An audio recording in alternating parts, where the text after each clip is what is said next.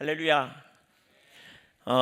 성령을 믿는다는 것은 이라는 제목으로 오늘 말씀 나누도록 하겠습니다. 그동안 이렇게 시리즈로 좀 살폈는데 오늘 잠시 쉬고요. 특별히 이번 주간에 하나님께서 저에게 이렇게 깨닫게 하시기도 하고 은혜도 주시고 또 이렇게 특별히 이렇게 계속 묵상하게 했던 본문 가지고 좀 나누면 좋겠다 이런 생각이 들어서 오늘은 설교를 약간 바꿨습니다. 우리가 고백하는 신앙 사도신경이 있잖아요. 그 사도신경은 우리 신앙의 핵심적인 교리들을 잘 이렇게 그 요약해서 우리가 고백하게 하는 아주 귀한 고백이죠, 사도신경. 근데 그 중에 이 고백이 있죠. 성령을 믿사오며라는 고백이 있잖아요. 성령을 믿사오며. 이 고백은 너무 짧지만 우리에게 그 매우 강력한 의미를 담고 있는 부분이거든요. 우리가 짧고 익숙하다 보니까 실제 의미를 깊이 생각하지 못하고 그냥 지나치기가 아주 쉬워요. 그러나 이 고백은 단지 성령이 계신다는 사실을 인정하는 정도가 아닙니다. 이 안에는 성령으로 말미암는 신앙이 무엇인지, 성령 안에서 사는 삶이 무엇인지 잘 담겨져 있는 본문입니다. 그래서 오늘 본문 속에서 세 가지를 이렇게 보려고 해요. 첫째는 하나님의 영이 내 안에 거하심을 믿는 것. 한번 따라서 하시죠. 같이 읽어볼까요? 첫째, 둘째, 셋째.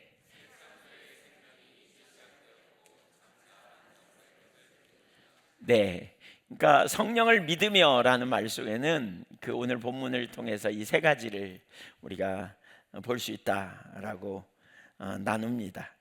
우선 성령을 믿는다라는 말에서 이 믿는다라는 표현을 조금 더 좀 이해하기 위해서 좀 설명을 하려고 하는데요.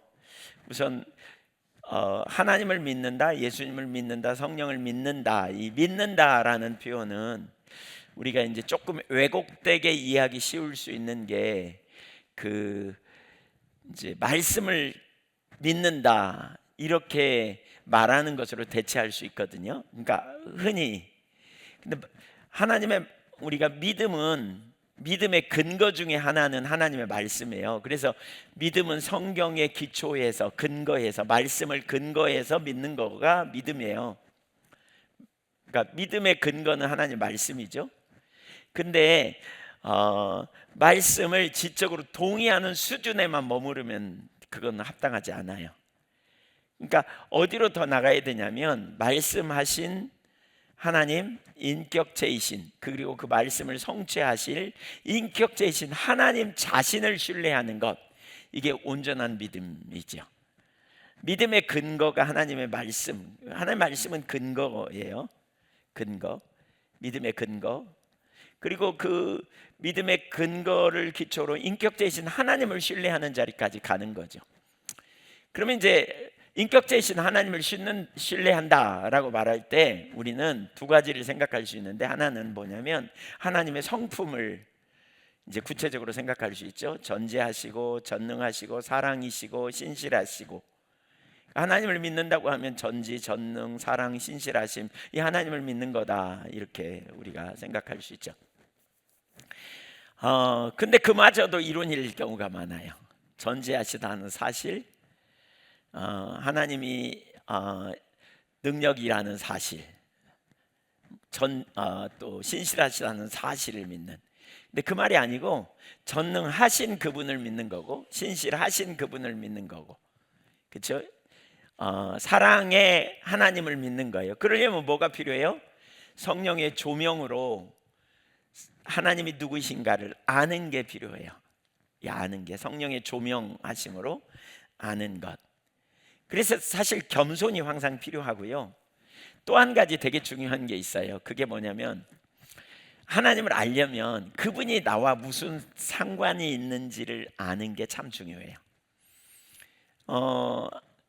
그 하나님의 말씀을 근거로 하나님의 성품을 신뢰한다 이렇게 볼 때, 그래 하나님 전능하시다는 거 내가 알아, 하나님 전지하셔, 근데 나하고 무슨 상관이요, 이렇게 생각할 수 있는 거죠. 그래서 되게 중요한 게 인격적인 하나님을 인격적으로 만나고 신뢰한다라고 말할 때 뭐가 전제돼야 되냐면 인격체이신 하나님을 개인적으로 만나는 경험이 있어야 돼요. 근데 인격체이신 하나님을 개인적으로 만남에 있어서 되게 중요한 것은 뭐냐면, 가장 핵심적이고 기본적인 건 내가 죄인이고 죄인된 나를 위하여 하나님의 아들이 십자가에 달려 죽으셨고, 하나님이 그 사랑하는 아들을 내어주셨고, 그 십자가에 내어주셨고 세상에 보내셔서 우리의 모든 죄를 영 깨끗게 하셨다. 그래서 내가 구원받은 것은 하나님이 나를 위해 행하신 결과다. 그래서 하나님의 행하심을 아는 게 되게 중요해요. 이걸 알게 될 때 뭐예요?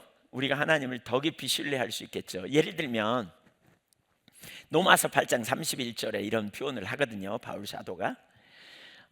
만일 하나님이 우리를 위하신다면 누가 우리를 대적하리요? 그러니까 하나님이 우리를 위하신다, 그럼 누가 우리를 대적하겠는가? 감히, 뭐 그 얘기죠. 예. 그러면서 뭐라 그러냐면, 그 하나님이 우리를 위하신다는 근거를 뭘로 들고 있냐면, 과거에 행하신 하나님의 역사예요. 자기 아들을 아끼지 않고 내어주신 하나님, 그 하나님이 어찌 아들과 함께 우리에게 모든 것 주지 아니하시겠느냐, 우리를 당연히 위하시지, 이렇게 표현하는 거죠. 그러니까 인격적 만남, 개인적으로 하나님이 나에게 어떤 일을 행하셨는지를 아는 것, 이것이 우리 믿음의 근거가 되는 거예요. 그러니까 이 역사가 있어야 돼요. 인격체이신 하나님을 개인적으로 아는 것. 그래서 하나님과 만남이 있죠. 그리고 그 하나님을 개인적으로 내가 아는 영역에 더 넓혀져 가야 돼요. 근데 그 넓혀지는 게 뭐냐면, 한편으로는 성령의 조명으로 깨닫기 위해서 성령께서 우리 가운데 지혜와 계시행으로 역사하셔야 되고요.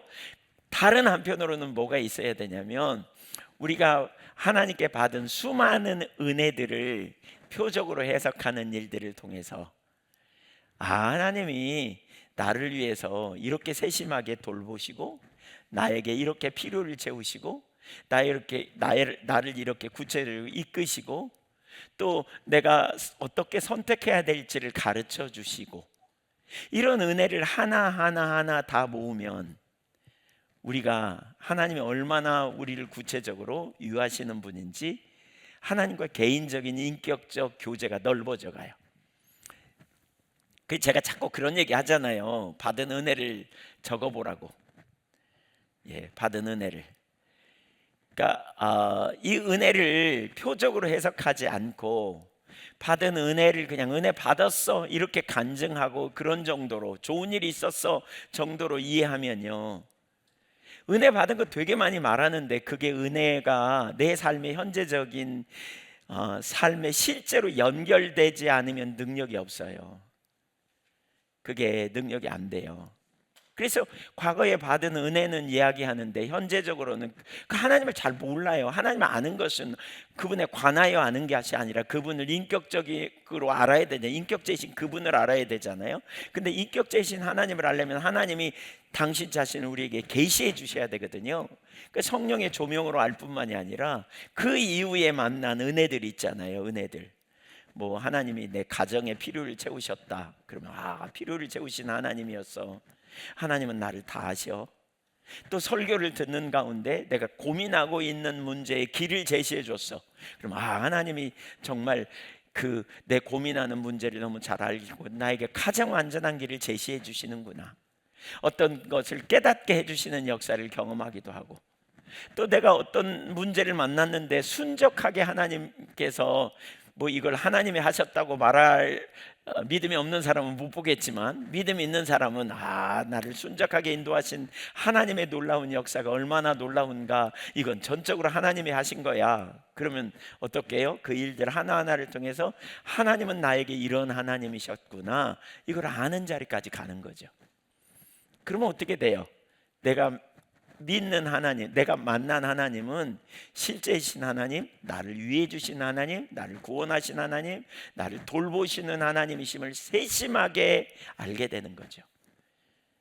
그리고 이렇게 하나님을 아는 일이 일어나고 그 하나님을 개인적으로 아는 지식이 점점 넓혀져 간다면 무슨 일이 벌어져요? 우리가 하나님을 믿는데 훨씬 확신을 갖겠죠. 왜냐하면 그 하나님이 나에게 행하시는 일을 알게 될 때 우리는 믿음의 확신을 더 갖게 되고 넓혀질 수 있어요. 제가 광야학교 책을 정리하면서 다시 정리하면서 또 보니까 하나님의 사람들을 비적할 때 광야로 인도하시고요. 그러다 보면 광야에서 우리가 예측하지 못한 일들을 많이 만나거든요. 위기도 허락하시고 어려움도 주시고, 왜? 우리가 얼마나 무능하고 연약한지를 깨닫게 하고, 근데 거기서만 끝나지 않아요. 하나님은 그 순간에 우리를 겸손하게 하셔서 하나님 앞에 나갈 때 하나님은 구원해 내시는 역사를 이루시거든요. 그러면서 그 구원해 내시는 역사 하나하나가 다 뭐예요? 하나님의 은혜를 체험하는 사건이죠. 이걸 통해서 하나님을 아는 자리로 더 자라가며 우리 믿음이 점점 커져 가야 되거든요. 근데 어떤 사람들은 그걸 잘못 알게 되면 어떻게 돼요? 수많은 은혜를 받았음에도 불구하고 다 쏟아버리고 은혜를 다 헛되이 여기고, 수많은 은혜를 체험했음에도 불구하고 또다시 문제가 생기면 또 뒤집어지고 문제가 그 염려에 빠지고 또 낙심하고, 이런 일들 대표적으로 누구예요? 출애굽하던 이스라엘 백성들이죠. 민수기 10장에 보면, 민수기 14장에 보면 하나님이 그렇게 말하거든요. 내가 10번이나 너희에게 그런 놀라운 은혜를 베풀었는데 너희는 여전히 믿지 못하고 그래서 너희는 광야에서 다 망하게 될 거다, 이런 표현하시거든요. 여러분, 받은 은혜를 잘 연결을 하시면 좋겠어요. 네, 왜 아멘 안 하세요? 네, 죄송합니다. 왜 받은 은혜를 잘 하시면 좋겠어요. 이게 잘 되기만 하면요, 신앙생활을 오래 하면 오래 할수록, 그러니까 신앙을 프로그램 그냥 의식 잘 지키는 것으로 전락시키는 게 아니고 인격적 교제고, 인격적으로 주님을 아는 것으로 연결해 가면 신앙생활을 오래 하면 오래 할수록 주님을 아는 지식이 굉장히 넓어질 거거든요. 근데 은혜를 받아놓고 그 은혜 받은 것으로 기뻐하고 쏟아버리고, 또 은혜 받고 기쁜 것으로 은혜 받았어 그냥 그러고 잊어버리고, 또 은혜 받고 잊어버리고, 그러다 보니까 어느 날 내 자신을 돌아보니까 하나님도 잘 모르는 것 같고, 문제 앞에 서니까 믿음도 한계도 없어진 것 같고, 뭐가 하나님이 나와 어떤 은혜를 베푸나 어느 날은 보니까 깜깜하고, 이런 경험을 하게 된단 말이에요. 저도 개인적으로 과거에 그런 경험을 제가 했어요. 되게 은혜를 많이 받았는데 어느 날 보니까 깜깜하더라고요. 제 믿음이 별로 없는 걸 깨달았어요. 그러다가 이게 정말 중요하구나, 이걸 깨달으면서 다시 조사해 보니까 어마어마한 은혜를 주셨어요. 그래서 저의 삶에 일어나는 대부분의 앞날은 염려할 게 한 개도 없음을 제가 선명하게 깨닫습니다. 하나님이 저희 자녀들에게 베푸신 은혜를 제가 생각해 보니까 엄청 많아요. 그럼에도 불구하고 여전히 자녀들에 대해서 제가 염려하고 있었더라니까요. 근데 이걸 정리하면서 제가 느낀 거는 자녀들에 대해서 염려할 거 한 개도 없구나. 하나님이 여기까지 인도하셨고 이렇게 행하셨는데 자녀들을 하나님이 책임지시겠구나, 이런 생각이 되어졌고요. 필요를 채우실 것에 대한 이런 은혜도 수없이 경험했거든요. 필요를 채우시는 역사도. 그러고 보니까 더 이상 앞날에 뭐 먹고 살지, 내가 어떻게 살지, 이런 염려, 쓸데없는 염려겠구나, 이런 생각이 들었어요. 그 문제는 이제 처리된 문제죠. 사실 처리된 문제, 인도하심에 대한 문제, 하나님의 어떻게 내가 앞으로 만나는 모든 상황에 어떻게 가장 완전하게 잘 인도할까. 은혜를 돌아보니까요, 하나님이 앞으로 인도하실 게 너무 분명해요. 제가 주님 나라 갈 게 너무 분명해요.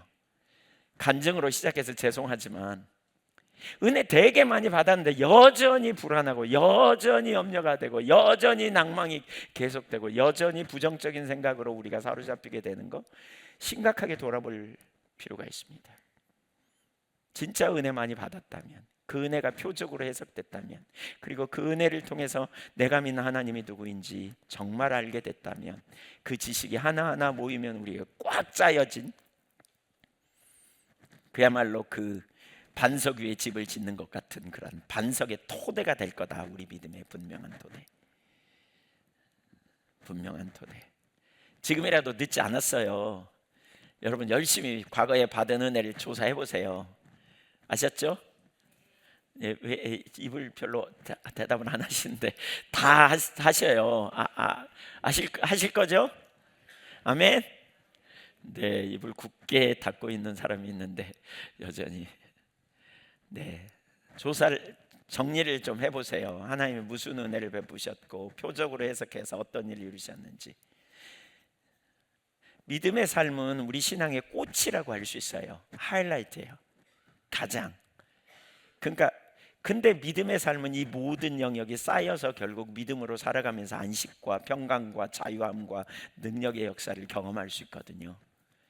근데 그러려면 하나님 알기를 계속 구했잖아요. 근데 수없이 하나님이 그런 환경을 통해서 하나님이 누구인지, 하나님이 내게 얼마나 세심한지, 구체적으로 하나님이 나와 함께 하시는지 베푸신 은혜들을 정말 많이 경험했다면 적어보시고요. 지금도 설교를 통해서 하나님이 깨닫게 하셨다면 그게 하나님과 만남입니다. 인격제이신 하나님이 우리와 어떻게 만나느냐.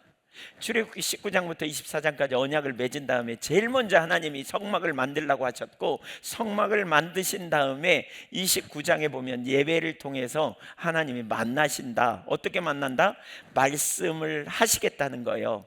그러니까 오늘 우리가 찬양을 통해서, 기도를 통해서 하나님 앞에 우리가 할 말을 하지만 설교 시간에는 아무도 말 못하게 하고 혼자 말하잖아요. 설교자가 무슨 설교자의 말을 하는 게 아니라 하나님의 말씀을 가지고 서서 대언하잖아요. 그러면 우리는 어떻게 돼요? 하나님이 내게 주시는 음성으로 들으려고 하는 거잖아요. 근데 이게 인격적 관계성에 있는 사람은 그 설교를 살아계신 하나님이 지금 내게 뭐라고 말씀하실는지 들으리라, 이 자세를 가지고 들을 거거든요. 그냥 프로그램으로 혹은 그냥 신앙을 어떤 의식 잘 지키는 것으로 생각하면 그 설교를 어떻게 알아듣느냐면 설교 속에 새로운 지식이 있나 정보가 있나 이거 수집하고 앉아 있어요. 그러니까 신앙생활 좀 오래 하면 지식 정보 새로운 게 별로 없는 것 같아. 그러니까 예배가 그냥 형식적이 되죠. 그러니까 예배가 짧을수록 좋은 거죠. 그냥.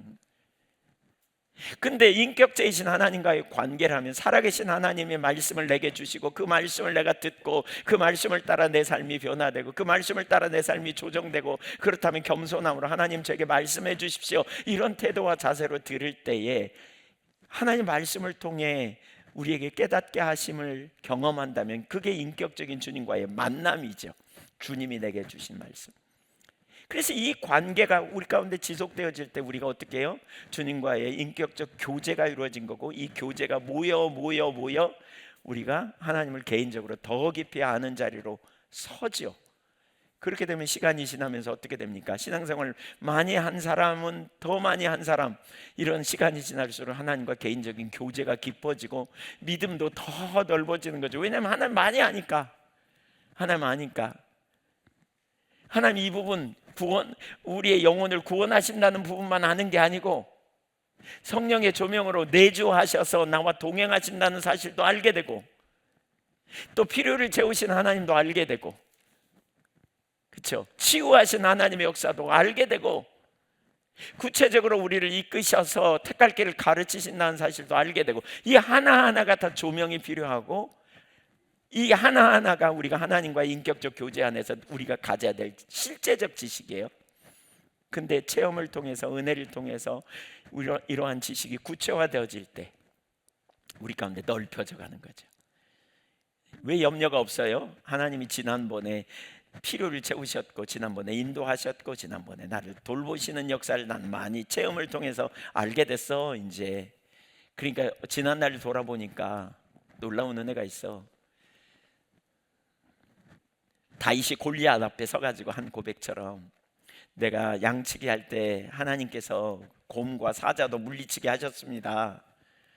그런데 그 지난날에 그 하나님이 저에게 베푸신 은혜를 생각하니까 골리앗, 저가 장성하지만 사자와 곰의 손에서 건지신 하나님이 그 과거의 은혜의 기초에서 미래를 해석하는 거잖아요. 그거 아무것도 아닙니다 이러고 나가잖아요. 이게 믿음이에요. 믿음이에요. 다윗은 확신이 있었어요. 자기를 건지신 하나님에 대한 확신. 바울은 하나님이 자기를 유하신다는 확신. 어떻게 십자가의 과거에 십자가에서 베푸신 은혜를 생각하면 주님이 나를 얼마나 유하신지 나는 분명히 안다. 요 믿음이 있어야, 요게 있어야 우리가 믿음에 든든하게 세워져 갈 수 있다라는 거예요. 날이 갈수록 여러분 우리의 신앙이 더 깊어지고 하나님을 더 알고 그리고 하나님과의 관계 안에 확신을 가지고 든든하게 설 수 있기를 축복합니다. 아멘. 네. 그래서 받은 은혜 깨달은 거. 그래서 주일날 예배도요, 하나님과 못 만났다 그러면 집에 안 가셔야 돼요. 안 가셔야 돼. 왜 안 만나 주냐고. 나 저녁 예배까지 드리고 갈 거라고 막 이러면서 그냥 주님 안 만나 주시면 안 가야 돼. 두 부류가 남아야 돼. 은혜 받아서 남기도 하고. 그런 열망을 가지셔야 돼요. 주님 말씀하시면 내가 나아갑니다. 이런 종이 듣겠사오니. 하나님은 우리를 그렇게 만나 주실 때 인도하시는 거죠. 말씀으로 우리를 인도해 주시고 이런 역사, 그러니까 확신을 갖는 거죠. 어떤 때는 저가 목사로서 어떤 때 확신이 없어요. 이렇게 해야 되나 저렇게 해야 되나 무슨 일 결정할 때도. 그런데 그러면 엄청 그렇죠. 근데 지금은 이제 훨씬 편안해졌어요. 왜냐하면 수없이 많은 순간에 주님이 저를 인도하시는 걸 경험으로 알게 되니까. 이게 다예요. 저의 삶에. 이게 있어야 믿는다는 말을 지금 설명하는 겁니다. 믿음은 인격체이신 하나님을 믿는 건데, 인격체이신 하나님, 나를 사랑하사 나를 위하여 자신을 버리신 주님, 독생자를 아끼지 않으신 그 주님, 그 주님을 믿는 믿음, 요게 인식되어져야 오늘 설교가 더 잘 이해됩니다. 그분에 관한 몇 가지는 아니라 그분 자신을 믿는 거예요. 그분 자신을, 살아계신, 현재적으로 우리와 동행하시는, 전능하신, 전지하신, 신실하신, 우주를 창조하신 하나님이 나를 유하시는 하나님이신 그분을 신뢰하는 믿음 안에서, 그래서 우리가 하나님을 아는 만큼 믿음으로 나가고 고백하고 살아가는 승리의 역사가 있게 되는 것이죠. 이런 믿음 안에 승리할 수 있기를 소망합니다. 자, 이제 오늘 본문으로 돌아가면 이제 오늘 설교 시작하는 겁니다. 네, 간단하게 하겠습니다. 빨리 세 가지를 볼 수 있는데, 첫째, 성령을 믿는다는 것이 무엇이냐? 하나님의 영이 지금 우리 안에 거하심을 믿는 겁니다. 하나님의 영이 우리 안에 지금 거하고 계시다. 9절을 읽어볼까요? 같이 시작. 만일 너희 속에 하나님의 영이 거하시면 너희가 육신에 있지 아니하고 영에 있나니 누구든지 그리스도의 영이 없으면 그리스도의 사람이 아니라 그랬죠. 모든 그리스도인에게 성령님이 거하신다. 예외가 없다. 누구든지 예수 믿으면 성령이 거하신다. 만약에 성령이 없다, 거하지 않는다, 그럼 넌 그리스도인 아니요, 그 말이에요. 그러면 여러분 그리스도인 맞아요? 네, 그러면 여러분 안에 성령님이 계신다 안 계신다? 계신다. 예외가 없다. 그래서 여기에 이 구절에서 두 가지를 붙들어야 돼요. 거기 너희 속에라는 단어와 거하시면이라는 단어예요. 성령님이 어디 계시냐? 우리 속에 거하신다. 밖에 있지 않다. 멀리 있어서 가끔 한 번씩 도와줬다가 뒷짐지는 분이 아니다. 우리 속에 우리와 함께 거하신다. 믿는 자 안에 거하시는 하나님의 영이라고 말하고 있어요. 이건 어마어마한 일입니다. 구약시대에 하나님은 이스라엘 백성들을 찾아오신 하나님이시죠. 먼저 찾아오셨어요. 구원하시기 위해, 함께 하기 위해. 그 하나님의 의도를 출애굽기 29장 한번 보실까요? 45절 46절에 보면 내가 이스라엘 자손 중에 거하여 그들의 하나님이 되리니. 그러니까 하나님이 먼저 오신 거예요. 이스라엘 백성들 노예 상태에 있을 때. 그리고 구원해 내셨죠. 그 목적이 뭐냐면 46절 같이 읽어봅니다. 그들은 내가 그들의 하나님 여호와로서 그들 중에 거하려고 그들을 애굽 땅에서 인도해 낸 줄을 알리라. 나는 그들의 하나님. 근데 구약시대 하나님이 어떻게 거하셨냐면 성막을 지으라 그러고 성막 속에 성전을 지으라 그러고 성전 속으로 오셨어요. 그러니까 한 사람 개인 안에 거하시지는 않은 거죠. 그럼에도 불구하고 하나님이 그 성막 속에, 성전 속에 오셔서 이스라엘 공동체 가운데 거하실 때 무슨 일이 있었냐면, 하나님께서 그들에게 생명의 징조들을 이루신 거죠. 그러니까 놀라운 이걸 복이라고 말해요. 이게 복이에요. 생명이신 하나님이 그 백성과 거하면 생명의 징조가 나타나죠. 죽도록 내버려 두나요? 아니에요. 뭐예요? 살리는 역사가 있어요. 필요를 채우세요. 보호해 주세요. 돌보아 주세요. 구체적으로. 그래서 이스라엘의 가장 큰 복은 땅이나 번영이 아니라 하나님이 그들 가운데 거하신다는 것이었죠. 이 놀라운 축복을 그들이 경험했어요. 근데 문제가 있었죠. 이스라엘 백성들이 계속 하나님과 동행했느냐? 그렇지 않았어요. 기회만 있으면 눈을 다른 데로 돌려서 엉뚱한 짓 하고 밖으로 가고 막 이렇게 했던 거예요. 그래서 구약의 이스라엘 백성들이 실패했죠. 의식은 지켰지만 본질은 없는, 마음은 없는, 그냥 모양은 있었지만 인격적 교제 가운데 나가지 못한, 그래서 실패했어요. 그러자 하나님께서 새로운 언약을 주십니다. 예레미야 31장 31절에 새 언약을 내가 세우리라, 맺으리라 이렇게 말하면서 32절에 보면, 그러니까 처음부터 하나님은 내가 그들의 남편이 되었다 이런 표현을 하잖아요. 그러니까 그들의 손을 잡고 이끌었다. 이 말은 하나님은 처음부터 그 이스라엘 백성들을 인격적 관계성으로 이끌기 원하셨던 거예요. 근데 이스라엘 백성들은 그걸 뭘로 바꿨냐면 의식으로 바꾼 거예요. 프로그램으로 바꾼 거예요. 그러니까 이 하나님의 마음이 어떤지 우리가 아시죠? 하나님은 거하려고, 하나님은 동행하려고. 우리가 자주 썼잖아요. 히브리서 출애굽기 3장 8절에 야라드, 내려오셨다, 찾으러 오셨다, 성육신하셨다, 그게 같은 의미거든요. 이게 하나님의 열정이에요. 마치 하나님의 짝사랑인 거죠. 마치.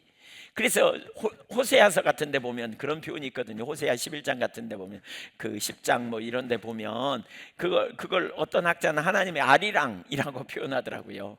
아리랑 아리랑 아라리요, 아리랑 고개를 넘어간다. 나를 버리고 가시는 님은 심리도 못 가서 발병난다. 하나님이 너희 떠나가라, 내가 너희를 심판하겠다 그랬다가 내가 어찌 너희를 아드마 같이 버리겠냐 막 이러면서 또 이 하나님의 사랑의 표현을 막 하죠. 하나님의 마음이 뭔지 우리를 향한 그 인격적 친밀한 사랑의 교제인데 이걸 잘 모르는 거죠. 제가 할아버지가 되다 보니까 손자 손녀에 대한 특별한 사랑이 주어지는데 대개 보니까 짝사랑이에요. 이게 짝사랑이에요. 이 녀석들은 몰라요. 잘 이용해, 그걸 이용하는 것 같아. 치사하다 이놈아 속으로 생각하면서도 이렇게 사랑하는 마음이 가잖아요. 이렇게 막 얼마나 그냥 차가운지 몰라. 이렇게 손 한번 잡으려고 그러면 뿌리치고 그냥. 그럼에도 불구하고 저는 이걸, 그러니까 달라스 윌라드, 아니죠, 스캇 듀발이라고 하는 학자가 그런 얘기를 하잖아요. 할아버지가 됐더니 하나님의 사랑을 알겠더라. 그 표현을 해요. 그냥 무조건적인 사랑.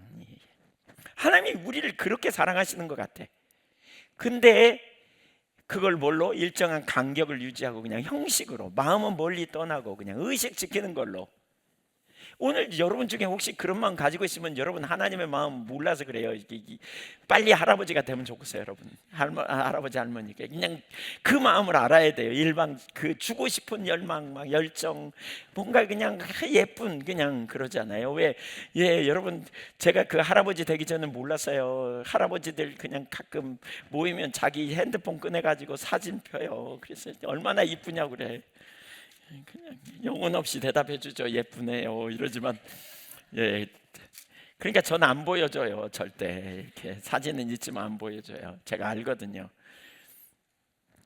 하나님의 마음이 이와 같지 않나? 그 스캇 듀발은 그런 표현을 해요. 요한계시록의 심정이라는 책을 쓴.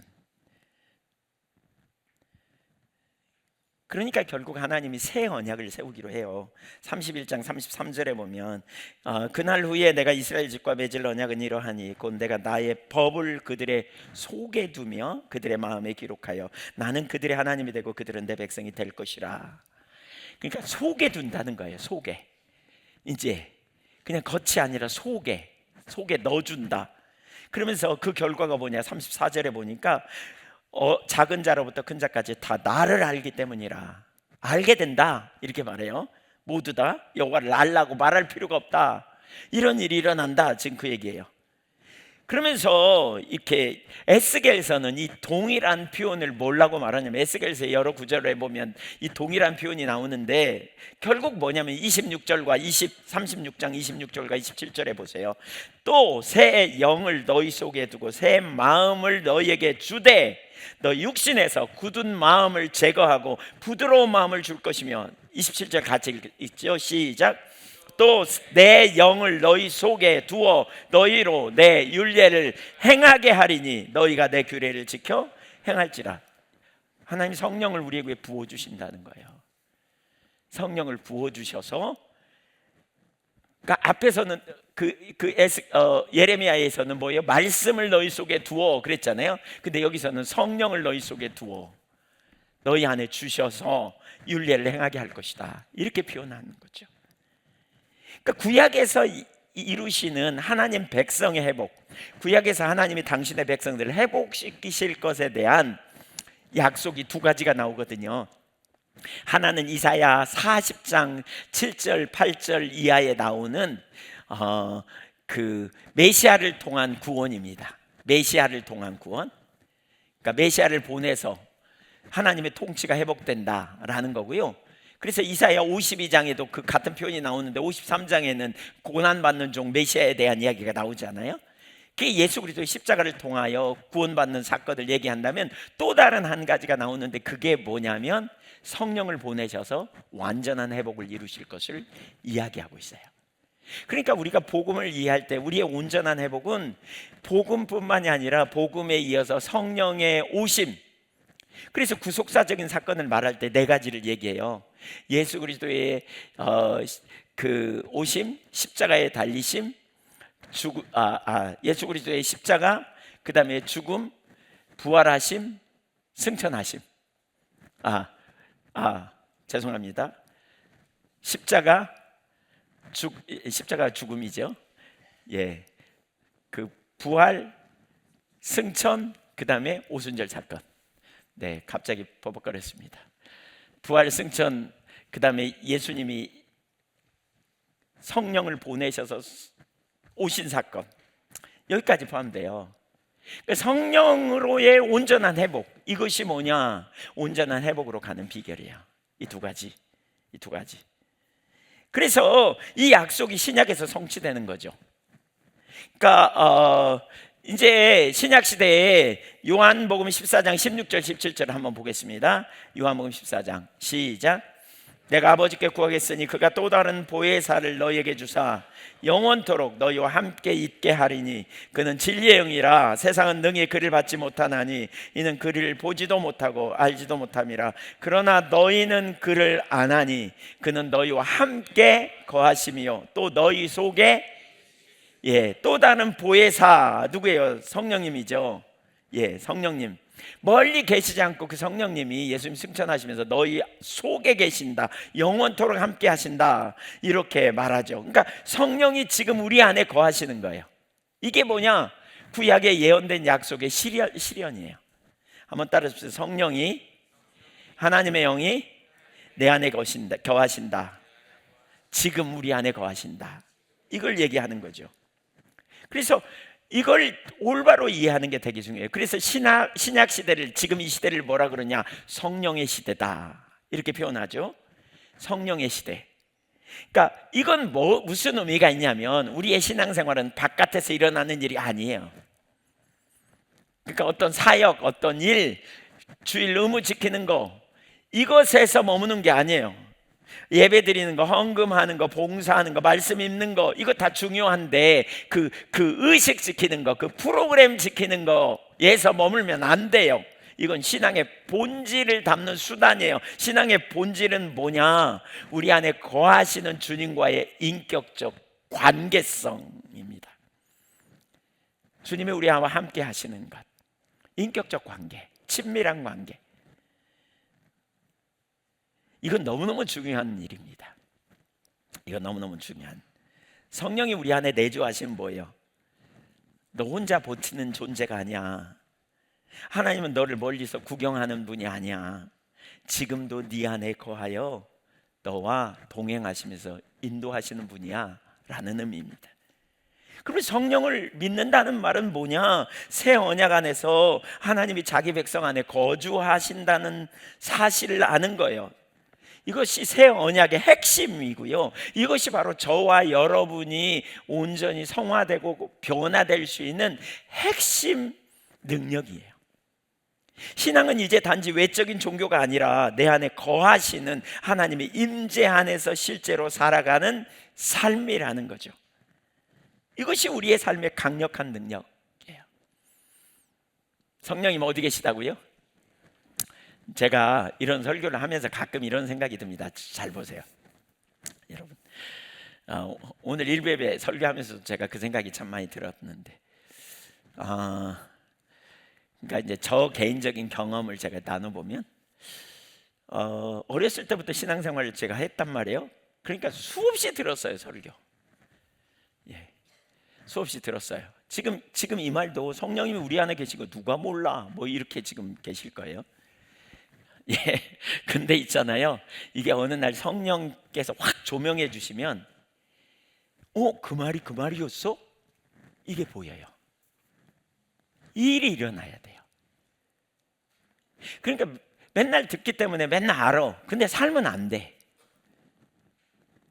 왜냐하면 그 말이 그런 의미인지 몰라서 그래요. 그러니까 지금 성령이 우리 안에 내주하신다, 하나님 우리 안에 거하신다, 어마어마한 얘기거든요. 사실 우주를 창조하신 하나님이, 만물을 창조하신 하나님이 내 안에 와 계신다고 생각해 보세요. 보세요, 떨어질 수도 없고 언제나 혼자도 아니에요. 언제나 우리 안에 거하세요. 이게 진짜 어마어마한 이야기거든요.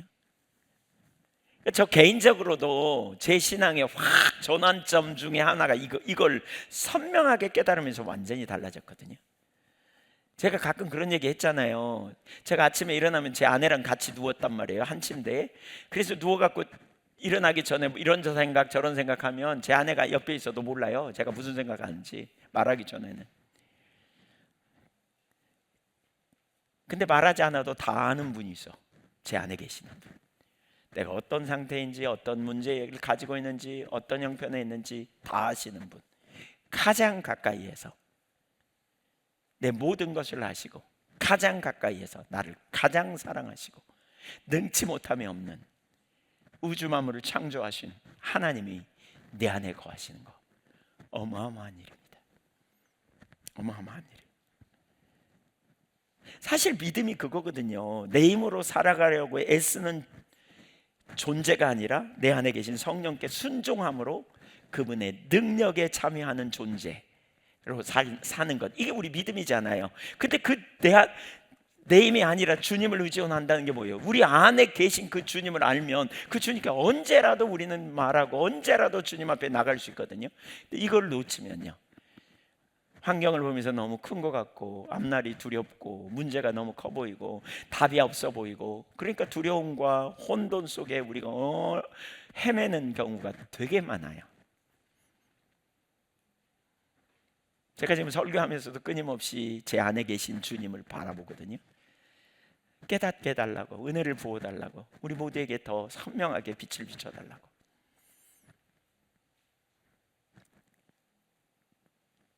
이거 의미하는 바가 뒤로 더 넘어갑니다. 두 번째 보세요. 두 번째, 성령의 내주는 곧 그리스도의 현재적 내주를 뜻합니다. 9절과 10절을 읽어보겠습니다.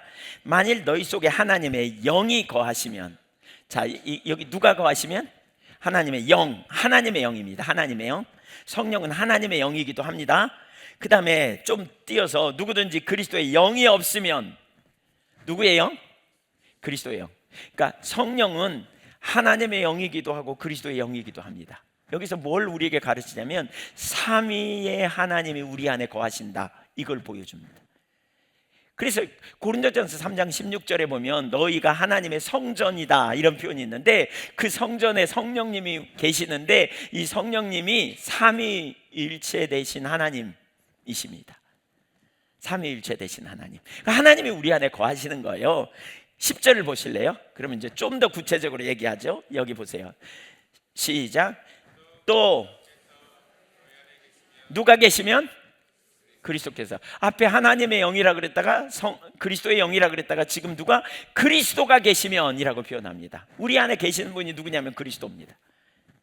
그러니까 이건 뭘 의미하느냐면, 이 흐름을 잘 읽어야 되는데, 성령을 말하다가 다른 주제로 넘어간 것이 아니라요, 성령의 내주와 그리스도의 내주, 긴밀한 관계가 있음을 우리에게 보여줘요. 이 말이 무슨 얘기냐? 성령이 우리 안에 거하신다는 것은 부활하신 예수 그리스도께서 성령으로 우리 안에 내주하신다는 거예요.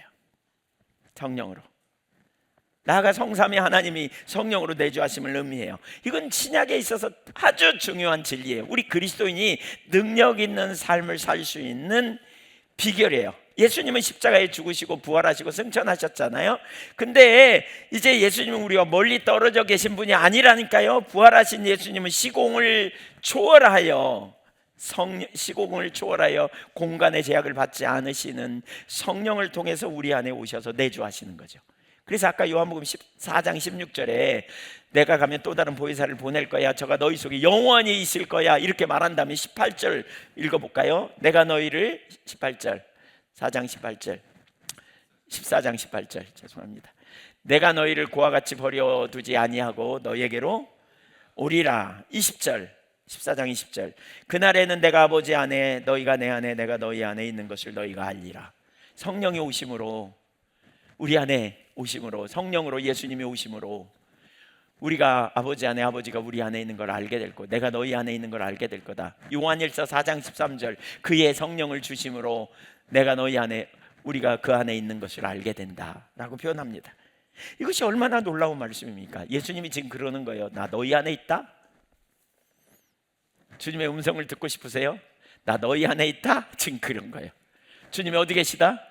내 안에 계시다. 부활하시고 승천하신, 내 모든 죄를 담당하신 하늘에 오르신 주님이 성령으로 내 안에 와 계세요. 주님이 내 안에 계세요. 주님이 내 안에, 주님 내 안에, 내가 주님 안에. 어마어마한 얘기입니다. 주님이 우리 안에 계시다. 이게 어마어마한 얘기입니다. 제가 보니까 많은 그리스도인들이 이걸 놓쳐요. 주님이 내 안에 계시고요, 주님이 내 안에 계시기 때문에 뭐 어떤 일이 있어요? 내가 주님 안에, 주님이 내 안에 계실 때 무슨 일을 경험합니까? 거기서 친밀한 교제가 있고, 거기서 동행이 있고, 거기서 실제적인 능력 있는 삶을 살게 되고. 주님이 우리 안에 계시니까. 주님이 우리 안에 계세요. 그러므로 성령을 믿는다는 것은 단지 성령의 역사를 믿는 것이 아니라 지금 살아계신 예수님이 성령으로 내 안에 계심을 믿는 것이에요. 이게 왜 중요하냐? 기독교가 뭔지를 분명히 봐요. 기독교는 단지 예수님의 가르침을 기억하는 종교가 아니에요. 유대한 스승을 존경하는 종교가 아니에요. 살아계신 그리스도와 현재적 연합, 지금 그리스도께서 우리에게 말씀하시고 우리는 그분과의 관계 안에서 반응하고 살아가는 실제적 삶이에요. 그분. 이걸 잘 표현하는 한 구절로 표현하는 게 뭐냐? 어디 있느냐? 갈라디아서장 20절이에요. 갈라디아서장 20절. 내가 그리스도와 함께 십자가에 못 박혔나니. 그 다음에 뭐예요? 이제는 내가 사는 것이 아니야. 여러분, 이게 우리가 그리스도와 동행하는 삶의 핵심이에요. 이제는 내가 사는 것이 아니야. 그게 뭐예요? 겸손함이에요. 나 옛사람이 지금까지 나를 주관하고 내가 왕이고 내가 주인 노릇하고 내가 생명 노릇하고 지금까지 내가 그렇게 살았다면 이제 내가 사는 것이 아니야. 이건 겸손을 의미해요. 그러면서 누구예요? 그리스도께서 사시는 거예요. 내 안에 그리스도가 왕이에요. 그리스도가 주권자예요. 그리스도가 생명이에요. 그러면 우리는요, 그분 앞에 무릎을 꿇는 거예요. 내 안에 계신 그리스도께 내가 주도권을 드리고 내 삶에 초점을 두고 그분 앞에 인도를 구하고 그분의 그 적극적인 돌보심을 구하고 때를 따라 돕는 은혜를 구하고 그분이 의도하신 바가 무엇인지, 그분이 목적하는 바가 뭔지를 알기를 구하고 우리가 그렇게 순복하며 나아가는 거죠. 이게 성도의 교제, 그리스도를 신뢰하는 믿음의 실제적인 삶이에요. 성령으로 내 안에 사시는 거죠. 우리의 신앙을, 이것을 우리가 인식하게 될 때 완전히 바꿔놓을 수 있어요. 이걸 통해서 우리가 알 수 있는 세 가지를 좀 나누면, 첫째, 신앙은 단순한 모방이 아니라 연합이에요. 연합. 그 밑에 작은 첫 번째, 많은 사람들이 신앙생활을 예수님처럼 살기, 예수님을 본받아야 돼, 뭐 이런 얘기 하죠. 그거 당연히 해야 돼요. 그러나 내가 예수님을 흉내내는 존재가 아니라 예수 그리스도께서 내 안에 사시도록 내어드리는 거예요. 예수님이 내 안에 사시도록 내어드릴 때 어떤 일이 있어요? 사건을 만날 때, 환경을 만날 때, 관계에 갈등이 있거나 문제가 있을 때 내가 인간적으로 내가 처리하는 게 아니라 주님이 왕으로 드러나셔서 주님이 행하시도록 나는 순복하고 주님의 뜻이라면 기꺼이 내 삶을 조정하여 나갈 때 주님이 우리 안에서 당신의 성품을 드러내는 거죠. 드러내는 거예요. 주님께 내 삶의 주도권을 드리는 거예요. 내가 선택할 때도 A냐 B냐 C냐 내 유익에 따라서 인간적인 방법으로 가야 주님의 뜻이 뭐냐, 그게 하나님 나라가 임하는 거죠. 우리 안에 그게 하나님의 나라. 우리 주기도문 기도했잖아요. 하늘에서 하나님의 뜻이 완전한 것처럼 내 뜻에서 이루어지기를 원합니다. 왜냐하면 그분이 통치하시면 그분이 생명이신 그분이 함께 하시니까 생명이 넘치는 삶이 우리 가운데 있어요. 먼저 그의 나라와 의를 구하라, 이 모든 걸 더하시리라 그랬잖아요. 주님이 우리의 필요를 채우시고 우리의 명예를 세우시고 우리를 높이고 우리를 온전한 길로 이끄실 걸 알기 때문에 세상은 자기가 잘난 체야, 세상은 자기가 유익을 미래를 책임져야 해, 세상은 자기가 손해보지 않게 싸워야 된다고 말하지만 우리 그리스도인은 그리스도께 맡기는 거죠. 주도권을 드리고 그리스도의 뜻을 따라 순복하고 그래서 용서하고 그래서 적극적으로 화해하고 적극적으로 우리가 하나님께 내 미래를 맡기고 적극적으로 주님의 뜻을 따라 순복하고 나아가는 거죠. 그것이 주님을 존중하는, 내 안에 사시는 주님을 존중하는 영역이고 내가 겸손한 자의, 우리 겸손한 자로서 기본적으로 해야 될 삶의 태도인 거죠. 이 삶을 여러분 계속 살게 되어야 돼요. 내가 사는 것이 아니요 그리스도께서 사시도록 내 안에 계신 그리스도. 그래서 신앙생활의 동력은 내 결심만이 아니에요. 내 안에 계신 그리스도의 생명이신 그리스도께 순종하고 나가는 삶. 내가 버티는 것이 전부가 아니라 그리스도께서 내 안에 살게 하시고 순종하게 하시고 견디게 하시고 변화시키시는 그 능력을 신뢰하며 살아가는 거죠. 이것이 지난주에 나눈 것처럼 멍에를 함께 매는 거예요. 수고하고 무거운 짐지다가 내게로 오라, 내가 너희를 쉬게 하리라. 쉬게 하겠다고 해서 교회 왔는데 무거운 짐을 하나 더 얹어주는 느낌이야. 왜요? 복음을 이해 못해서 그런다 그랬죠. 교회 왔더니 뭐 순종해라, 뭐 하라, 헌신하라, 그래서 그냥 그랬더니 맡기지도 못하지. 또 교회 일 하려고 그랬더니 무거운 짐이 또 하나 얹어 있는 느낌이야. 복음이 이해가 안 돼서 그래요. 맡기는 건 뭐예요? 맡기는 것, 여기 이 짐을 매는 건 뭐예요? 우리 안에 계신 주님께 내어드리고요, 나는 주님께 순종하며 나가는 거예요. 그러면 지난번에 얘기했죠. 소 2마리, 큰 소가, 힘 있는 소가, 노련한 소가 작은 소 이끌어 간다니까요. 작은 소는 힘 안 써도 그냥 가요. 그러면서 배우는 거예요. 우리가 작은 소라면 주님이 큰 소로서 비웁니다. 또 이렇게 우리는 작은 소, 주님은 큰 소라고 뭐 이렇게 말하면 안 돼요. 그 비유입니다. 그분이 지신 짐을, 멍에를 메고 우리는 따라가면 돼요. 따라가면 맡기고 주님께 주도권을 드리고 염려도 내어놓고 내가 주님의 길을 순종하고 나가면 그 안에 안식이 주어진다는 거죠. 안식, 거기 놀라운 은혜. 그래서 능력의 주님과 함께하는, 그러니까 우리가 성령을 믿는다는 말은 우리 안에 계신 성령님, 하나님의 아들 우리 주 예수 그리스도가 우리 안에 내주하심, 내가 그분을 적극 신뢰하는 거예요. 그분을 적극적으로 기대하는 거예요. 그분을 바라보면 소망이 생겨요.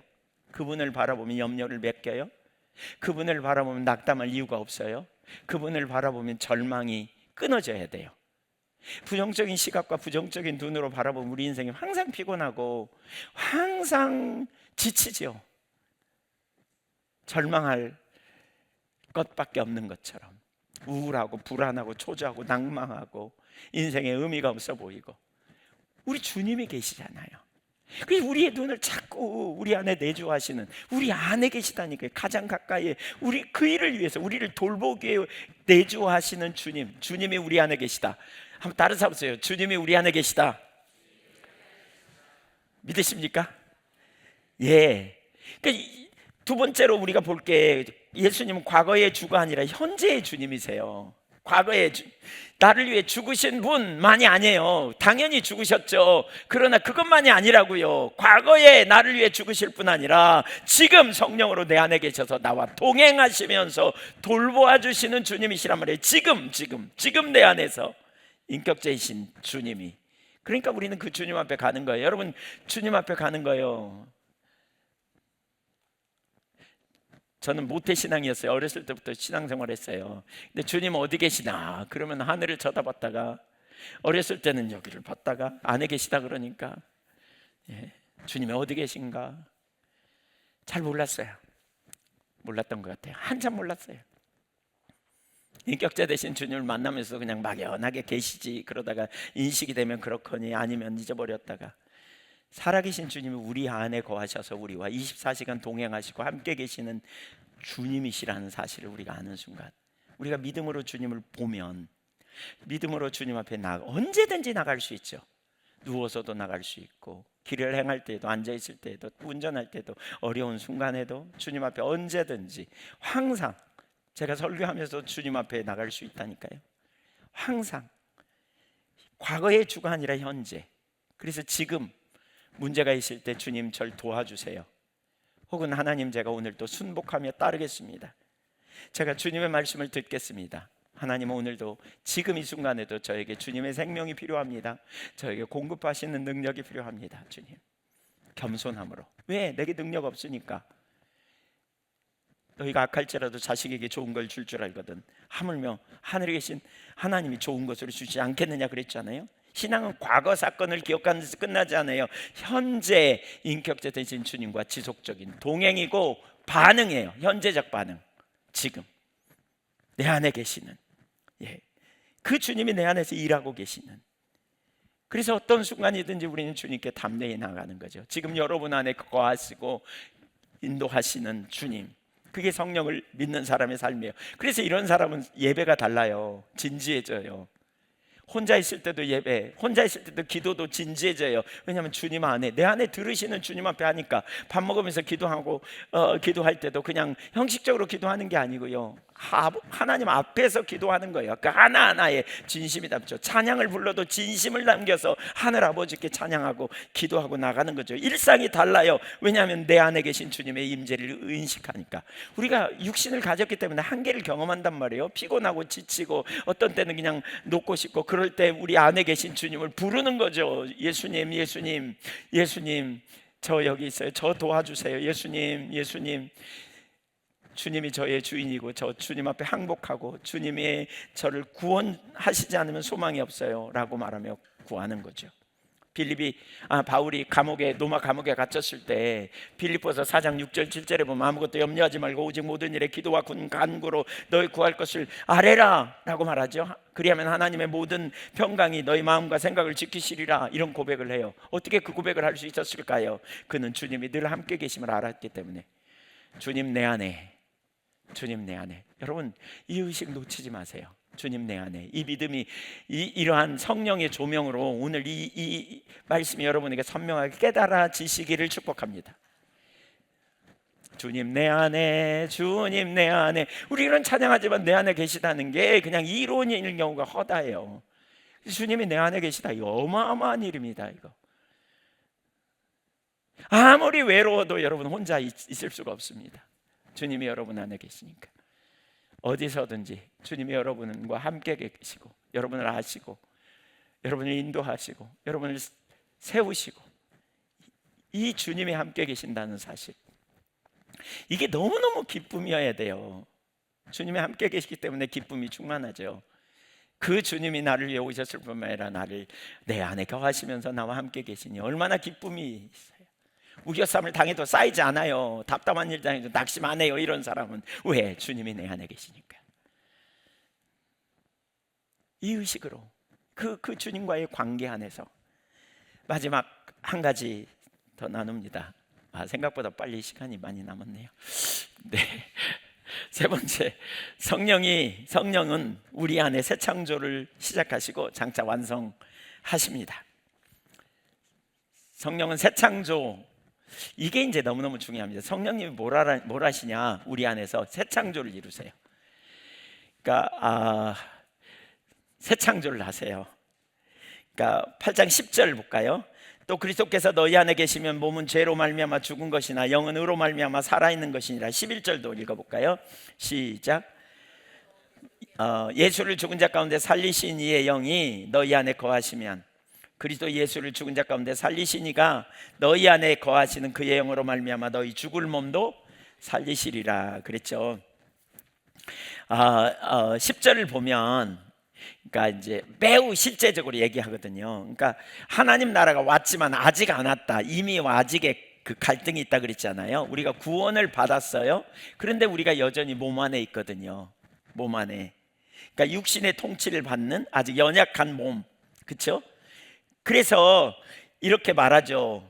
몸은 죄로 말미암아 죽은 것이나, 그러니까 여전히 피곤하고 여전히 쇠함도 있고 죽음의 현실도 경험하지만, 그래서 우리가 몸 안에 있는 것은 완전한 영화의 상태로 들어간 건 아니다. 그럼에도 불구하고 그 뒤에 뭐라 그러느냐, 영은 의로 말미암아 생명이라 이렇게 표현하죠. 이게 무슨 얘기예요? 몸과 영을 대조하여 몸은 죄의 영향력 아래에 자꾸 들어가고 그걸 그 한계 아래에 있지만 죽음을 향해 가지만, 영은 의로 말미암아 생명을 얻게 된다는 거예요. 얻었다는 거예요. 이 말은 무슨 의미냐? 우리 안에 이미 새로운 생명이 시작됐다라는 거예요. 그 성령의 내주는 유로나 감동이 뿐만이 아니라, 종교적 체험뿐만이 아니라 하나님께서 우리 안에 이루어 가시는 새 생명의 역사를 이루시는 역사라는 거예요. 여기서 잠깐 좀 생각해 볼 게 있는데, 구약 시대에 성령님이 하신 일이 두 가지예요. 구약 시대에 두 가지인데요. 하나는 뭐냐면 새 창조의 역사를 이루세요. 이 새 창조가 뭐냐면, 그러니까 죄송합니다. 창조. 그러니까 모든 창조 사역에 성령님이 함께 하셨어요. 성삼위 하나님이 하셨잖아요. 그래서 창세기 1장 2절 같은 데 보면, 그리고 에스겔 마른뼈 그 골짜기에서 회복시키는 역사도 성령의 역사거든요. 그래서 창조의 영이라고 말해요. 창조의 영. 또 한 가지는 뭐냐면 선지자들이나 사역자들에게 기름 부으심으로 함께해서 능력으로 사역을 감당하게 하는 일을 해요. 근데 이제 그 일이 똑같이 신약시대에 일어날 것을 말해요. 그러면서 이제 이루시는 일 중에 하나가, 예를 들면 요엘서 2장 28절 이하의 사건은 뭐냐면, 남종과 여종에게 성령을 부으시고 어린아이와 노인들에게 부으시면 예언도 하고 이상도 보고 이런 일, 이건 사역을 위한 기름 부으심이에요. 근데 그거 말고 새 창조의 역사를 이루시는 이야기들이 많이 나와요. 예를 들면 이사야 44장 3절 한번 볼까요? 이사야 44장 3절 4절 시작. 나는 목마른 자에게 물을 주며 마른 땅에 시내가 흐르게 하며 나의 영을 내 자손에게 나의 복을 내 후손에게 부어주리니. 44절. 그들이 풀 가운데 솟아나기를 시냇가에 버들같이 할 것이라. 여러분, 이게 정말 놀라워요. 저는 이 구절을 보면서 참 그런 생각이 들더라고요. 왜? 그러니까 풀이 많은 데서 식물이 잘 자라요? 못 자라요? 못 자라요. 농사 안 져본 분들은 입을 닫고 있는데 못 자라요. 풀이 얼마나 그냥 망가뜨린지 몰라요. 그러니까 풀을 제거해 줘야 자라요. 한 사람이 예수를 믿고 구원받은 이후에 잘 자라기가 쉬운 풍토예요? 어려운 풍토예요? 신앙적으로 잘 자라는 게 쉬워요? 어려워요? 어려워요. 마치 풀이 잡아 끄는 것처럼. 근데 잘 자라게 될 거라는 거예요. 누구의 역사로? 성령의 역사로. 성령의 역사로. 성령께서 그를 변화시키고 성령께서 그를 일으키시고 성령께서 세워가실 거기 때문에. 여러분, 이거예요. 제가 전에는 설교를 통해서 사람들을 바꿔보려고 엄청 노력했습니다. 안 바뀌더라고요. 근데 어느 날 결국 성령이 하셔야 된다는 사실을 알게 됐어요. 제가 전에 있던 교회에서 전도해가지고 그분들 가르치려고 굉장히 노력했어요. 아주 쉬운 말로 또 가르치고 또 가르치고, 그러면 저녁에 오든지 그 다음 오든지 아니면 그 다음 주일날 와가지고 제가 뭐라 그랬죠? 그럼 뭐라 그랬죠? 뭐시라고 그랬죠? 이러면서 미안해요 막 죽을 것 같았어요. 그러다 제가 어떤 책을 보면서 성령으로 하지 않고는 불가능하다 이걸 깨달았다 그랬잖아요. 그래서 성령께서 결국 역사하시기를 기대할 때 성령님이 그분들을 바꾸셨거든요. 그 다음에 제가 믿는 구석이 있어요. 보세요, 바울 사도 같은 사람이 막 지나가면서 복음을 전했잖아요. 어느 곳에서 복음 전하다가 사람들이 막 영접하고 그러니까 핍박 일어나니까 금방 또 다른 동네로 가거든요. 근데 거기 교회가 세워져요. 어떻게 그런 일이 일어나요? 한 번 선포했다고 거기서 막 자생적으로 교회가 막 생기잖아요. 영국에 제가 한번 갔다가 깜짝 놀란 게 웨일즈의 부흥이 임한 이반 노버치를 통한 부흥이 임한 그 교회를 갔는데요. 그 교회에서 부흥이 우리 평양 대붕운동회까지 영향을 미쳤거든요. 근데 그 교회가 세워진 거 소식을 듣고 그 말을 듣는데 깜짝 놀라겠더라고요. 뭐냐면 존 웨슬리가 부흥 때에 이 전도 여행을 하다가 그 집에서 묵었어요. 그리고 그 집 주인과 얘기하고 그 다음날 떠났어요. 근데 그 집 주인이 은혜 받고요, 당장에 교회를 세웠어요. 그 교회가 지금 그 교회예요. 이반 노버치를 통해 나중에 부흥이 임한 교회. 저는 수많은 사람을 만나서 얘기를 했는데도 교회는커녕 뭐 그랬는데, 한번 지나가면서 하룻밤 자고 났는데, 이거 누가 하신 거예요? 존 웨슬리가요? 누가요? 성령님이에요. 여러분, 여러분의 삶을 한번 가만히 보세요. 여러분 삶에 능력이 있어요? 여러분 자신을 보니까 뭔가 잘 돼갈 것 같아요? 힘이 있어요? 힘이 있나요? 그럼 그 힘대로 좀 살아보시든지요. 좀 알겠지만 우리 힘으로 안 돼요. 한계가 있잖아요. 그러나 절망하지 않을 이유가 있어요. 왜냐하면 우리에게는 성령님이 계시기 때문이에요. 믿습니까? 우리 안에 새 창조의 성령님이 우리를 바꾸실 거거든요. 새 창조의 역사를 이루셔서, 그쵸, 거듭나게 하시고 주님의 성품을 빚어가시고, 그 성령님이 그뿐만 아니라 무슨 일 이루어요?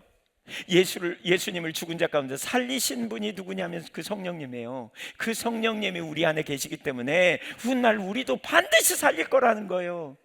그 성령님이 새 창조의 역사를 이루어 우리를 빚어가.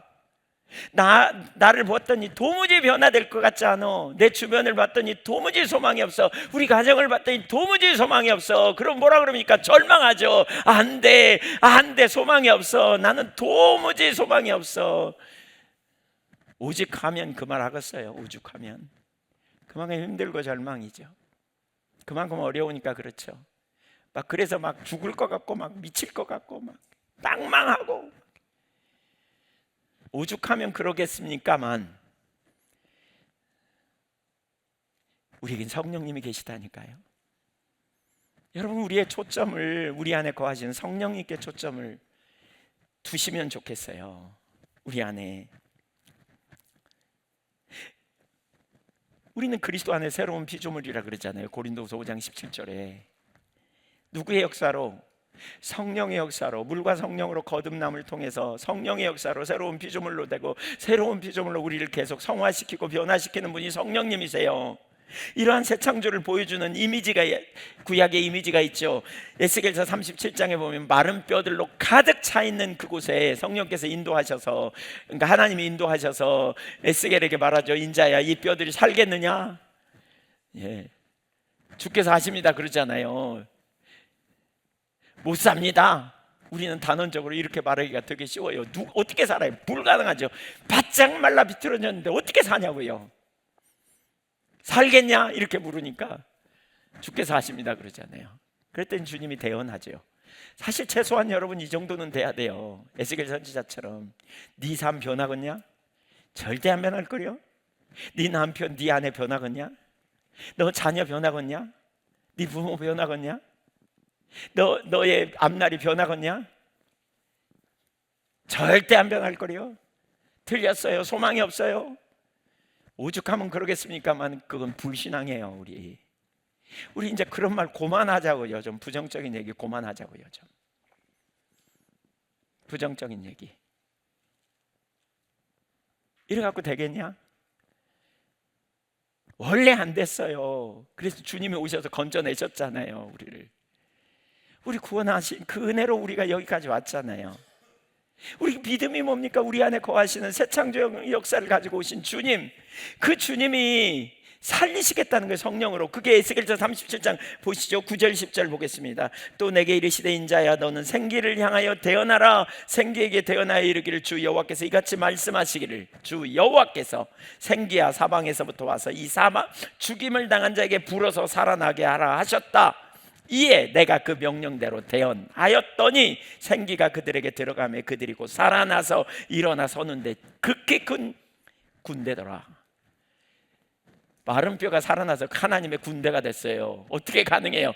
생기가 불어서. 근데 그 생기가 뭐냐? 37장 14절. 그러니까 이건 이미지거든요. 그래서 이건 이스라엘 백성들을 가르친다고 말해요. 에스겔서 37장 그 10절 11절 이하를 보면 이게 이스라엘 백성들을 가르친 이야기다 그러면서 14절 보세요. 읽어볼까요? 시작. 내가 또 내 영을 너희 속에 두어 너희가 살아나게 하고 내가 또 너희를 너희 고국 땅에 두리니 나 여호와가 이 일을 말하고 이룬 줄을 너희가 알리라. 여호와의 말씀이니라. 이게 그 당시에 포로로 잡혀간 이스라엘을 예표하기도 하지만 더 나아가 신약 백성을 의미하는 거예요. 오늘 저와 여러분을 의미하는 거예요. 뭐 어떻게 살아난다고요? 어떻게? 성령으로. 내가 잘해서가 아니에요. 내가 노력해서가 아니에요. 우리 안에 주님이 우리의 힘으로 안 되니까 말씀을 보내신다 그러다가 성령을 보내신다 그랬잖아요. 그 성령님이 우리 안에서 말씀대로 살 수 있는 능력도 주시고 그 성령께서 우리를 살아나게 하고 그 성령께서 우리를 하나님의 군대로 무장시키고 준비시키셔서 우리가 하나님 나라의 영광을 위해 설 수 있도록 역사하신다니까요. 우리 이제 눈을 좀 떼어야 됩니다. 환경에 꽂히지 말고 그 환경 뒤에 역사하시는 우리 안에 와 계시는 능력의 주님, 우리를 통치하시는 주님, 그 주님을 신뢰하여 나아가십시다.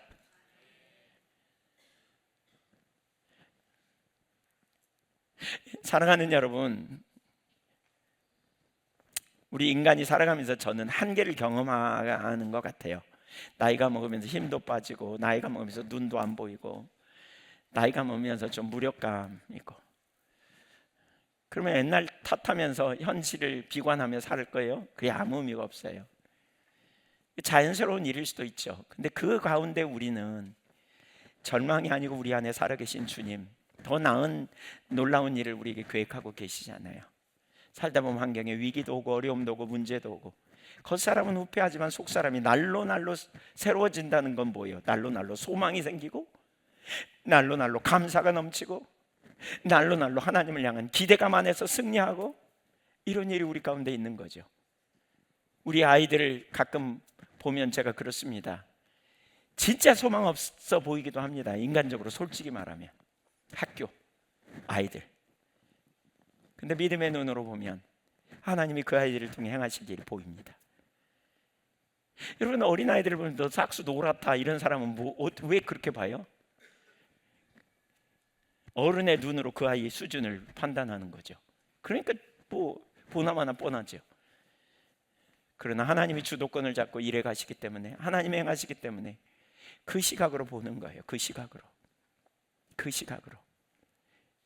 여러분 부정적인 말을 자꾸 하는 것도 불신앙인 거 아세요?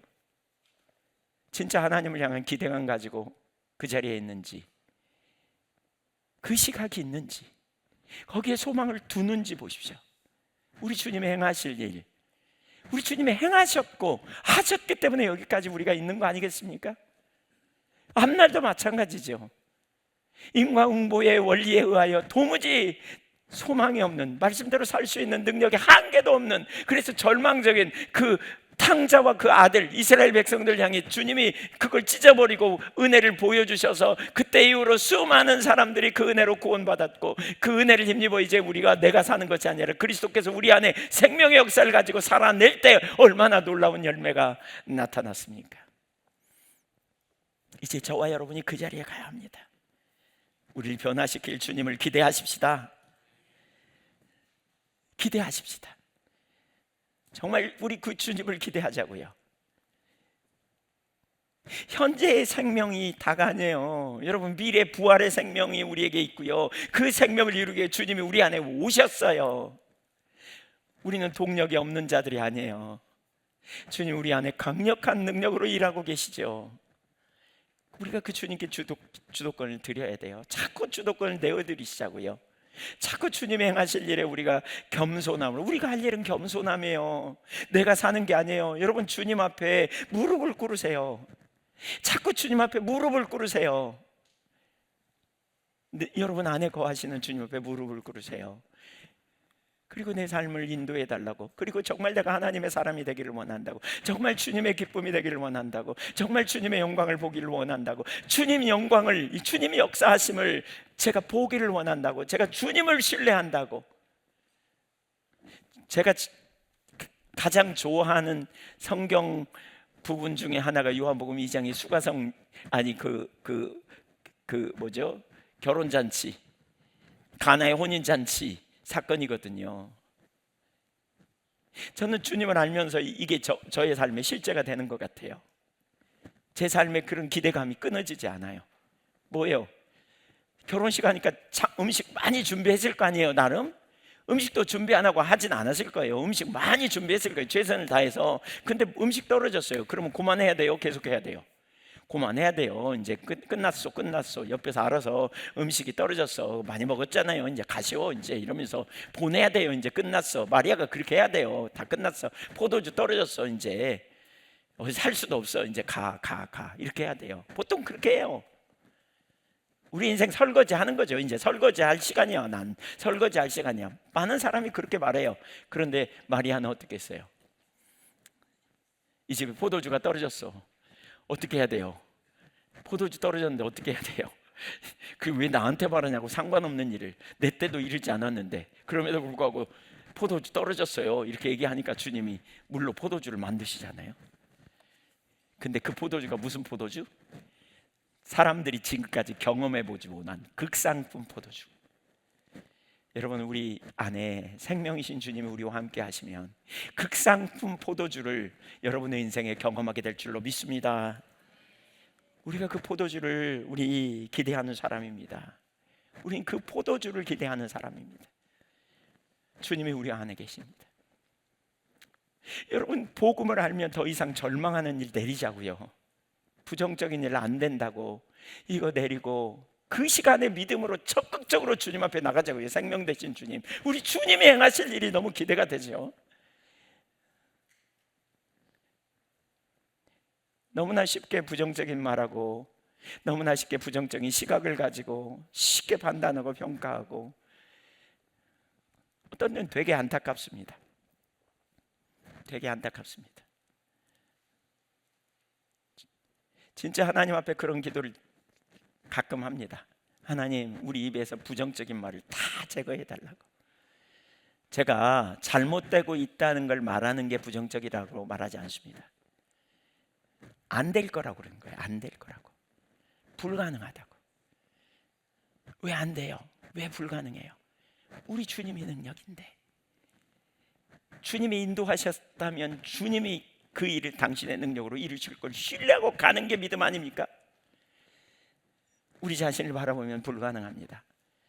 그러나 우리는 주님을 신뢰하는 자로서 놀라운 승리와 능력을 경험하는 저와 여러분이 되기를 소망합니다.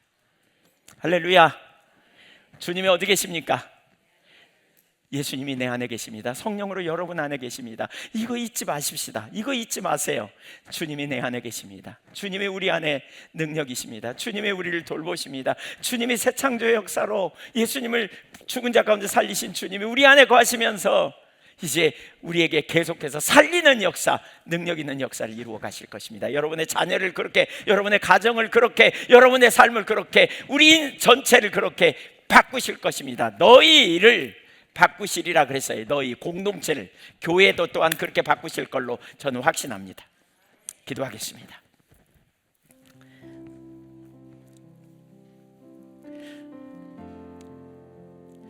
우리 각자 하나님 앞에 믿음으로 고백하며 좀 나가면 좋겠습니다. 우리 각자 진짜 주님 앞에 은혜를 구하며 나가면 좋겠습니다.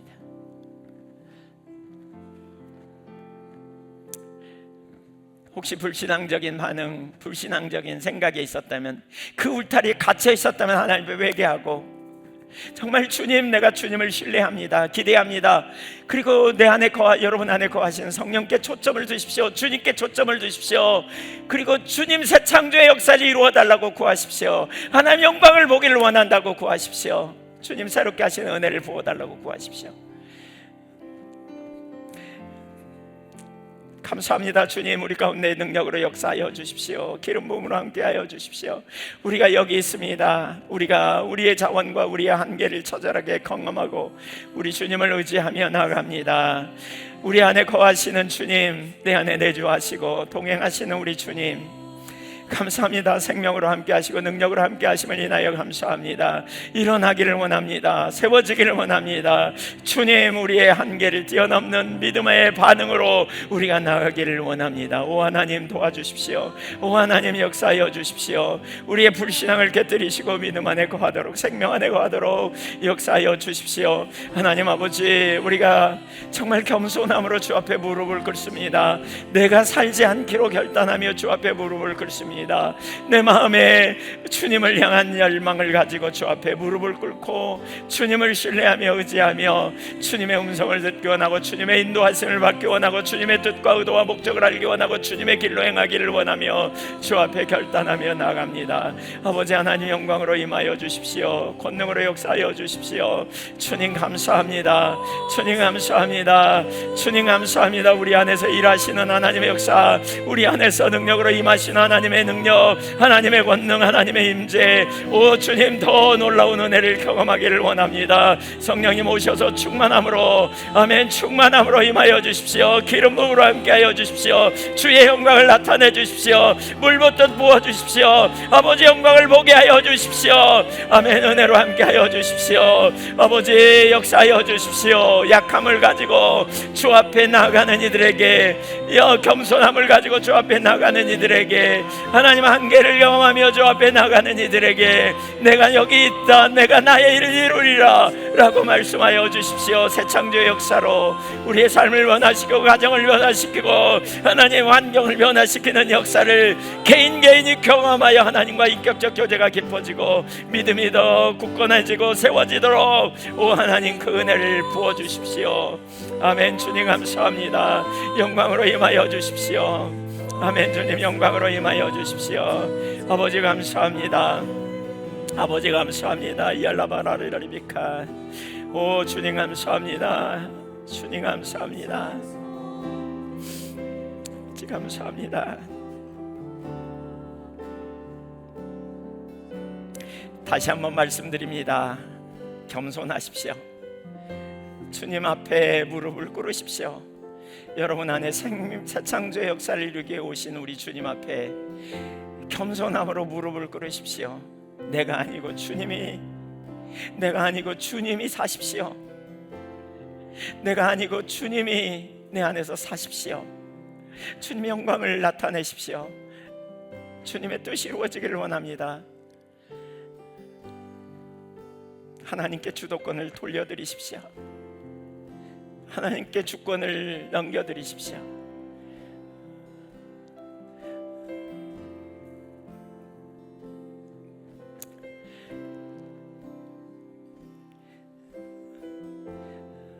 생명이신 주님, 겸손하게 주 앞에 무릎 꿇는 한 분 한 분에게 임하셔서 충만히 임하셔서 회복과 치유와 자유케 되는 역사, 공급하시는 역사, 하나님 영광을 경험하는 놀라운 은혜의 역사가 일어나도록 오 하나님 은혜를 부어주십시오. 우리 안에 계셔서 감사합니다.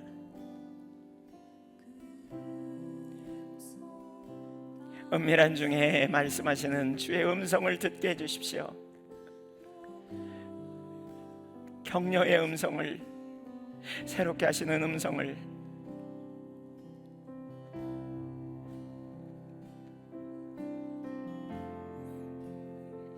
감사합니다. 주님,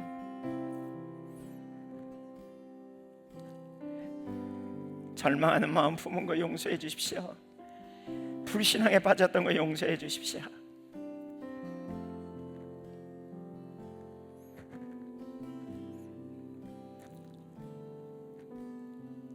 불신앙으로 여러분 부정적인 말하고, 불신앙으로 여러분 그래서 여러분 주변 사람들을 낭만케 하거나 그랬다면 회개하십시오. 그리고 혹시 가까운 사람이라면 용서를 구하십시오. 하나님을 신뢰하는 믿음 안에서 믿음의 말을 하십시오. 감사합니다. 주님, 모두에게 충만히 기름 부어 주십시오.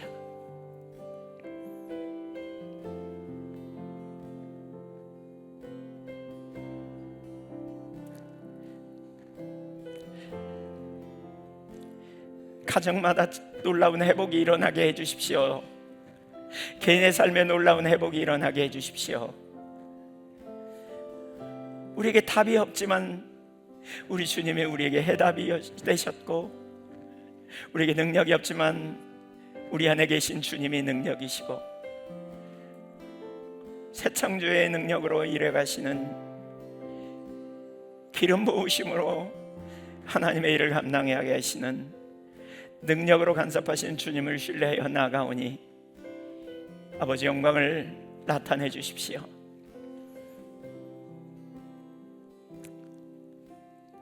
감사합니다. 지금은 우리 주 예수 그리스도의 은혜와 아버지 하나님의 무한하신 사랑하심과 성령님의 감화감동 역사 교통하심이 오늘 겸비함으로 주 앞에 나아가는 사랑하는 모든 이들 머리 위에, 가정 위에, 삶의 자리 위에 지금부터 영원토록 함께 하옵시기를 간절히 축원하옵나이다. 아멘.